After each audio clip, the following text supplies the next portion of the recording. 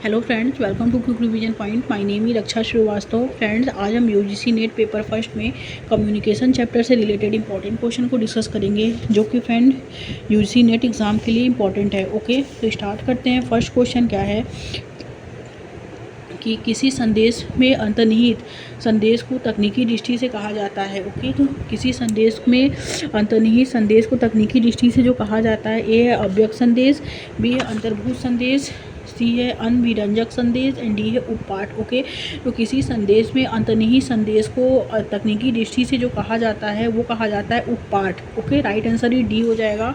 Next question देखते हैं। नीचे दो कथन दिए गए हैं। कथन फर्स्ट कहता है, एक युक्ति है कि केबल और टेलीविज़न के दर्शकों के आविर्भाव से अधिक वैयक्तिक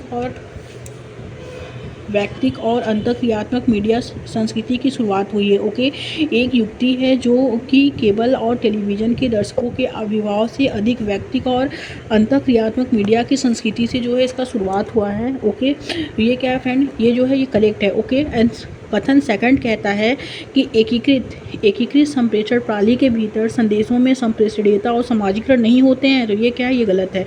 ओके, तो राइट आंसर जो होगा फ्रेंड, कथन फर्स्ट सही है, कथन सेकंड क्या है, गलत है। ओके, तो राइट आंसर सी हो जाएगा। आगे देखते हैं। जब लोग अधिसंप्रेषण करते हैं तो वे फिल इन द ब्लैंक्स बारे में संदेश भेज रहे हैं। तो किसके बारे में संदेश भेज रहे हैं? ए है प्रेषक के बारे में, बी है प्राप्तकर्ता के बारे में, सी है संदेश के बारे में एंड डी है सी है माध्यम के बारे में एंड डी है संदेश के बारे में। जब लोग अधिसंप्रेषण करते हैं, ओके, तो वे संदेश जो है बारे में संदेश भेज रहे हैं। ओके, तो राइट आंसर जो होगा वो डी हो जाएगा। आगे देखते हैं। नेक्स्ट क्वेश्चन क्या है। नीचे दो कथन दिए गए हैं। कथन फर्स्ट कहता है, गैर शाब्दिक संकेतक सिग्नल संप्रेषण पर बल देने और उसके समर्थन हेतु प्रयुक्त होते हैं। ओके, तो ये क्या फ्रेंड, ये सही है। और कथन सेकंड कहता है कि गैर शाब्दिक संकेत शाब्दिक संप्रेषण हेतु कोई प्रतिस्थानिक नहीं है। तो ये क्या फ्रेंड, ये गलत है। ओके, क्योंकि गैर शाब्दिक संकेतक या सिग्नल वे होते हैं जो संप्रेषण पर बल देने और उसके समर्थन हेतु प्रयुक्त होते हैं। ओके, और गैर शाब्दिक संकेत जो होते हैं वो शाब्दिक संप्रेषण हेतु प्रतिस्थानिक नहीं है। तो ये गलत है। ओके, इसमें कथन फर्स्ट सही है और कथन सेकंड क्या है, गलत है। तो राइट आंसर ही सी। आगे देखते हैं। सूची फर्स्ट को सूची सेकंड के साथ जो है सुमेल करना है। ओके, तो फर्स्ट है विषय एंड सेकंड क्या है, संप्रेषण प्रक्रिया का केंद्र बिंदु। तो फर्स्ट क्या है, मानव विज्ञान, फिर है समाजशास्त्र, फिर है मनोविज्ञान, फिर है प्रबंधन। ओके, तो मानव विज्ञान क्या है? मानव विज्ञान जो है फ्रेंड वो क्या है, मानव विज्ञान जो है वो है संस्कृति। ओके, ए का थर्ड हो जाएगा। समाजशास्त्र क्या है? समाजशास्त्र जो है वो है समाज। मनोविज्ञान क्या है? मानव विज्ञान संस्कृति है, ए का थर्ड। समाजशास्त्र जो है वो समाज है। ओके, बी का फोर हो जाएगा। और मनोविज्ञान क्या है?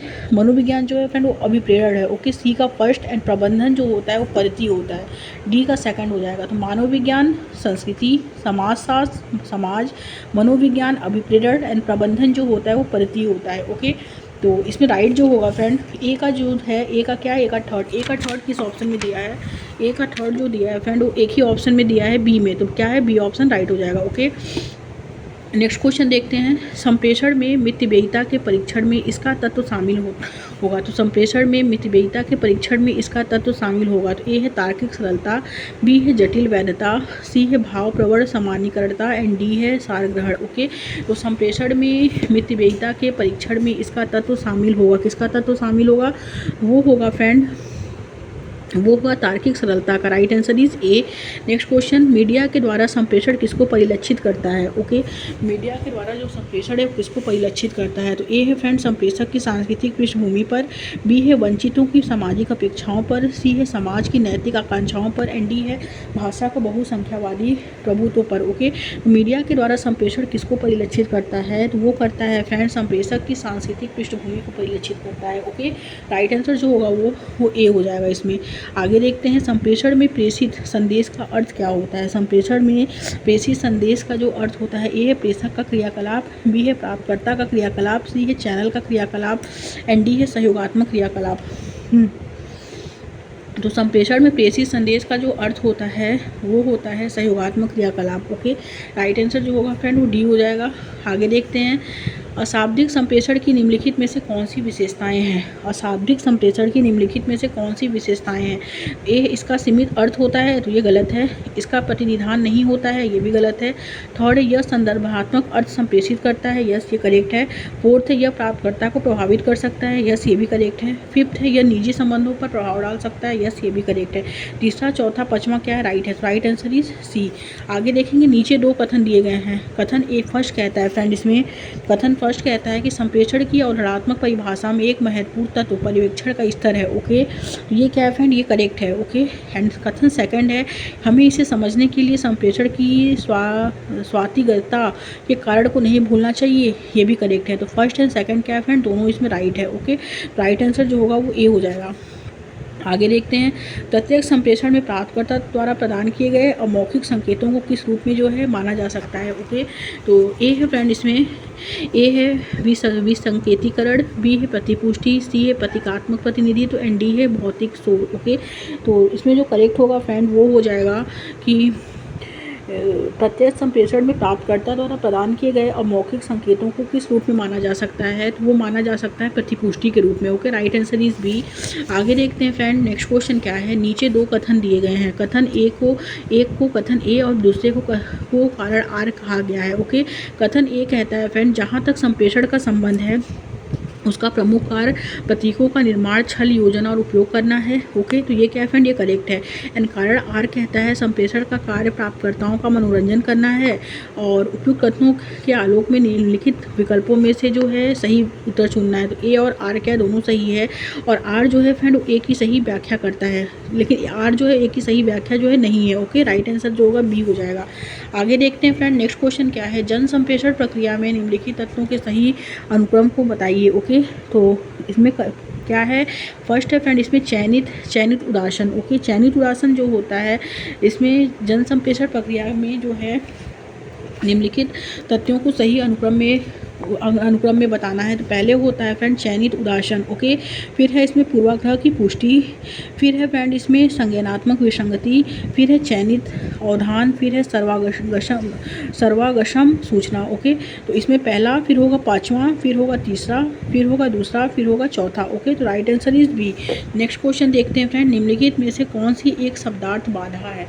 निम्नलिखित में से कौन सी एक शब्दार्थ बाधा है? ए है फ्रेंड टेलीविजन पर धुंधला चित्र, बी है समाचार पत्र में अस्पष्ट छपाई करना, सी है गतिहीन प्रसारण एंड डी है लिखावट में व्यक्तिरिक्तता। ओके, तो निम्नलिखित में से कौन से एक शब्दार्थ बाधा है? तो एक शब्दार्थ बाधा क्या है? एक शब्दार्थ बाधा जो है फ्रेंड वो है लिखावट में व्यक्तिरिक्तता। राइट आंसर इज डी हो जाएगा। ओके, आगे देखते हैं फ्रेंड, संप्रेषण जो होता है, संप्रेषण में चैनल प्रचुरता निम्नलिखित में से किसमें सर्वाधिक है? तो ए है फ्रेंड इसमें टेलीविज़न, बी है समाचार पत्र, सी है आमने सामने का वार्तालाप एंड डी है औपचारिक प्रतिवेदन। तो संप्रेषण में चैनल प्रचुरता निम्नलिखित में से किसमें जो है वो सर्वाधिक है? तो वो है फ्रेंड इसमें आमने सामने का वार्तालाप। Right answer is C. आगे देखते हैं नेक्स्ट क्वेश्चन क्या है। नीचे दो कथन दिए गए हैं। ओके, कथन फर्स्ट कहता है संप्रेषण के प्रभावी और अन्य प्रतीकात्मक साधन निश्चित तौर पर सामाजिक उत्पाद है। ओके, तो ये क्या फ्रेंड? ये सही है। एंड कथन सेकंड है कि संप्रेषण मीडिया सदैव अपने प्रयोक्ताओं हेतु सुखद अनुभूति कारक प्रदायक होता है। तो ये क्या? ये गलत है। ओके, फर्स्ट सही है, सेकंड गलत है। Right answer is C. आगे देखते हैं नेक्स्ट क्वेश्चन क्या है। अंग विक्षेप विज्ञान का उपयोग किसी व्यक्ति को यह संप्रेषित करेगा। तो क्या संप्रेषित करेगा? वो करेगा फ्रेंड सामाजिक प्रतिष्ठा को। सेकंड है समृद्ध होने वाला स्तर, थर्ड है भावनात्मक लब्धि, फोर्थ क्या है राजनीतिक गतिशीलता, गलत, भाषाई अनेकार्थकता, ये भी गलत। ओके, तो राइट आंसर जो होगा फ्रेंड पहला, दूसरा और तीसरा हो जाएगा। ओके, तो राइट आंसर ए। आगे देखते हैं फ्रेंड नेक्स्ट क्वेश्चन क्या है। निम्नलिखित में से कौन संप्रेषित संदेशों की स्वीकृति में अवरोधक है? तो अवरोधक क्या है? अवरोधक जो है फ्रेंड कि निम्नलिखित में से कौन संप्रेषित संदेशों को की स्वीकृति में जो है अवरोधक है? तो वो है फ्रेंड इसमें सकारात्मक अनुभूतियों वाली शरीर भाषा। तो अवरोधक ये नहीं है। श्रोता की अभिवृत्ति, ओके, एंड विसंकेतक के मूल्य और प्रतिष्ठा टकराव। ओके, तो इसमें जो राइट होगा वो दूसरा, तीसरा, चौथा हो जाएगा कि संप्रेषित संदेशों की स्वीकृति में जो अवरोधक है वो है श्रोता की अभिवृत्ति अभिवृत्ति, विसंकेतक के मूल्य, प्रतिष्ठा, टकराव, दूसरा, तीसरा, चौथा राइट हो जाएगा। तो राइट आंसर इज बी। आगे देखते हैं फ्रेंड, नेक्स्ट क्वेश्चन क्या है। संप्रेषण की दृष्टि से अध्यापन और अधिगम में संप्रेषण की दृष्टि से अध्यापन और अधिगम के अधिकांश ऑनलाइन प्लेटफॉर्म जो हैं वो कैसे हैं। तो अधिकांश ऑनलाइन प्लेटफॉर्म जो है ए है असहकालिक हैं, बी है असहकालिक हैं, सी है एक से कोई नहीं तक, एंड बी है विशिष्ट समय सीमा से बद्ध हैं। तो संप्रेषण की दृष्टि से अध्यापन और अधिगम के अधिकांश ऑनलाइन जो प्लेटफॉर्म है फ्रेंड वो क्या हैं, वो जो है असहकालिक है। Right answer is B. Next question देखते हैं, नीचे दो कथन दिए गए हैं। कथन फर्स्ट कहता है पाश्चात्य अभिधारणाएं संप्रेषण की पूर्णता और एकता पर ध्यान केंद्रित करती हैं। ओके, और तो ये क्या है फ्रेंड, ये करेक्ट, ये जो है ये गलत है कि पाश्चात्य अभिधारणाएं जो हैं संप्रेषण की पूर्णता और एकता पर ध्यान केंद्रित करती हैं। तो ये क्या, ये गलत है। ओके, एंड कथन सेकंड कहता है कि गैर पाश्चात्य संप्रेषण अभिधारणाओं में व्यक्तिवाद का प्रबल केंद्रीय भाव होता है। तो ये भी गलत है। फर्स्ट और सेकंड क्या है, दोनों गलत है। तो राइट आंसर क्या होगा, बी हो जाएगा। आगे देखते हैं फ्रेंड, नेक्स्ट क्वेश्चन क्या है। सूची फर्स्ट के साथ सूची सेकंड का मिलान करना है। सूची फर्स्ट क्या है, मानव संप्रेषण के तत्व, एंड सूची सेकंड है प्रतिरूपात्मक वर्ण है। ओके, तो इसमें है लोग, विचार, शोर और भाषा। ओके, तो लोग क्या हैं, लोग जो है फ्रेंड इसमें क्या है, लोग जो है ए का जो हो जाएगा फ्रेंड वो थर्ड हो जाएगा। ओके, सूचना के संसाधक हैं, ए का थर्ड, और बी जो है विचार जो है रचनात्मकता की अभिव्यक्ति, तो विचार जो है रचनात्मकता की अभिव्यक्ति, बी का 4 हो जाएगा। ओके, और शोर जो है, शोर या नॉइज जो है फ्रेंड वो है इसमें, इससे भौतिक परिवेश का रूपांतरण होता है। एंड भाषा क्या है, भाषा जो है वो अर्थ विज्ञानवाद है। ओके, तो ए का जो होगा फ्रेंड वो थर्ड होगा, बी का 4 हो जाएगा, और सी का सेकंड हो जाएगा, एंड डी का फर्स्ट हो जाएगा। ओके, तो करेक्ट आंसर जो होगा फ्रेंड वो डी हो जाएगा।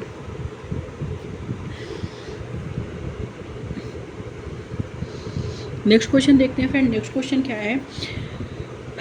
नीचे दो कथन दिए गए हैं। ओके, कथन फर्स्ट कहता है लोगों द्वारा संप्रेषणात्मक भाषा का प्रयोग सहानुभूति प्राप्त करने, सहयात्रियों को दरकिनार करने और शत्रुओं को तुष्ट करने का जो है उन्हें विचलित करने और मित्रों को सुख प्रदान करने के लिए किया जाता है। ओके, तो ये क्या फ्रेंड, ये करेक्ट है। ओके, कि लोगों द्वारा संप्रेषणात्मक भाषा का प्रयोग सहानुभूति प्राप्त करने, सहयात्रियों को दरकिनार करने, शत्रुओं को तुष्ट करने या उन्हें विचलित करने और मित्रों को सुख प्रदान करने के लिए किया जाता है। यस, ये करेक्ट है। कथन सेकंड है कि संप्रेषण के उपकरण के रूप में भाषा जो है भावनात्मक बोझ, ध्रुवी शब्दों और काल्पनिक अवधारणाओं से ग्रस्त होती है। यस, ये भी करेक्ट है। तो ए और आर क्या है इसमें, दोनों राइट है। ओके, ए और आर क्या है इसमें, दोनों सही है। राइट आंसर जो होगा वो ए हो जाएगा। आगे देखते हैं, नेक्स्ट क्वेश्चन है जब कोई संप्रेषित संदेश किसी दूसरे के संदर्भ पर आधारित होता है तो उसे क्या कहते हैं।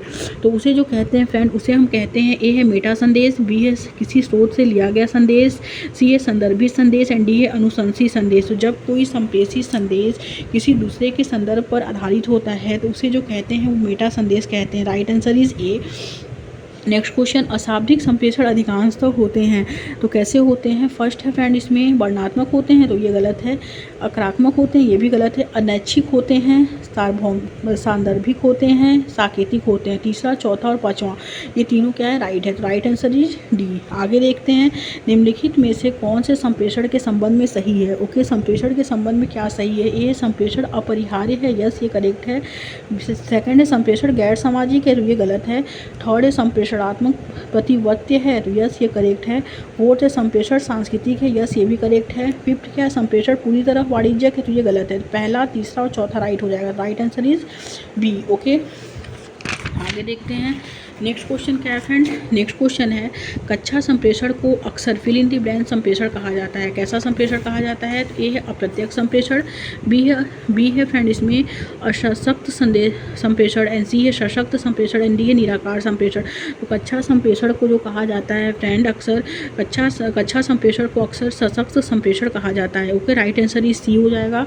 आगे देखते हैं, कक्षा में भाषिक वर्बल संकेत तथा अभाषिक नॉन वर्बल संकेतों का संदेश में रूपांतरण कहलाता है। ए है प्रतिपुष्टि फीडबैक, बी है संकेतन इनकोडिंग, सी है विसंकेतन डिकोडिंग, एंड डी है विपरीत संप्रेषण रिवर्स कम्युनिकेशन। तो कक्षा में भाषिक वर्बल संकेत तथा अभाषिक नॉन वर्बल संकेतों का संदेश के रूप में रूपांतरण जो कहलाता है वो कहलाता है फ्रेंड विसंकेतीकरण यानी डिकोडिंग कहलाता है। ओके, नेक्स्ट क्वेश्चन देखते हैं, संप्रेषण में परिप्रेक्ष्य ग्रहण निम्नलिखित में से किसकी सहायता करता है। ओके, तो किसकी सहायता करता है, तो वो है फ्रेंड इसमें व्यवहारपरक अनियमितता, तो ये गलत है। खुलापन की सहायता करता है, सूचना की साझेदारी की सहायता करता है, विश्वास की सहायता करता है और गोपनीयता की सहायता करता है। ओके, तो इसमें जो करेक्ट होगा फ्रेंड वो क्या है, दूसरा, तीसरा और चौथा राइट है। ओके, कि संप्रेषण में परिप्रेक्ष्य ग्रहण जो होते हैं, संप्रेषण परिप्रेक्ष्य ग्रहण निम्नलिखित में से किसकी सहायता करता है, तो वो खुलापन की और सूचना की साझेदारी की और विश्वास की क्या करता है, वो सहायता करता है। दूसरा, तीसरा, चौथा राइट हो जाएगा। Right answer is B. आगे देखते हैं नेक्स्ट क्वेश्चन क्या है। नीचे दो कथन दिए गए हैं। ओके, एक अभिकथन ए के रूप में लिखित है तो दूसरा उसके तर्क के रूप में लिखित है।